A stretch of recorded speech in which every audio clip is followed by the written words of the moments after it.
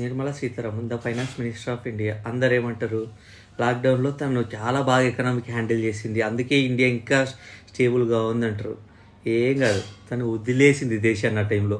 అంటే ఇప్పుడు సపోజ్ నేనే ఒక ఫాదర్ అనుకోండి, నాకు ఫ్యామిలీ ఉంది. సో వచ్చిన ఇన్కమ్ అంతా దాచేసా, పిల్లలకి తినడానికి అన్నం కూడా ఇవ్వలేదు, నీళ్ళు కూడా ఇవ్వలేదు, జస్ట్ గాలి పిలుచుకొని బతకమన్నా. అప్పుడు నేను ద బెస్ట్ ఫైనాన్షియల్ మినిస్టర్ అయిపోతానా? నిర్మలా సీతారామన్ అదే చేసింది. వచ్చిన డబ్బులు ఇంకా రావాలి ఇంకా రావాలి ఇంకా పెంచుకుంటూ వెళ్ళిపోయింది. ట్యాక్సులు, ట్రేడర్స్ మీద అన్ని మొత్తం పెంచుకుంటూ వెళ్ళిపోయింది. బట్ ఒక్క రూపాయి బయటికి తీయలేదు. నేను ఒప్పుకుంటా, డిఫెన్స్కి బీభత్సంగా ఇస్తున్నారు, రైల్వేస్కి, డిఫెన్స్కి, రోడ్లకి. బట్ దాంతోపాటు కామన్ మ్యాన్ బేసిక్ రిక్వైర్మెంట్స్ ఇంకా పెంచాలి.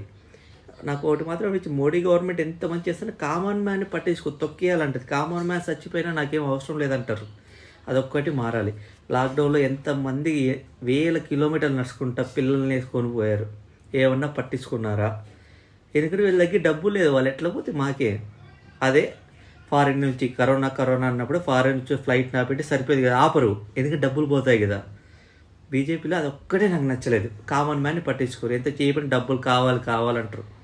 ఓ రోజు మోడీ అన్నాడు, వైజాగ్ స్టీల్ ప్లాంట్ అమ్మేస్తాం, ఎందుకంటే బిజినెస్ చేయడం గవర్నమెంట్ వర్క్ కాదని. సరే, I agree. But schools, hospitals అది మీ పనేనండి, అది మాది కాదు, స్టేట్ అంటారా? Then you coordinate with the states. అది కూడా బేసిక్ నీడ్సే.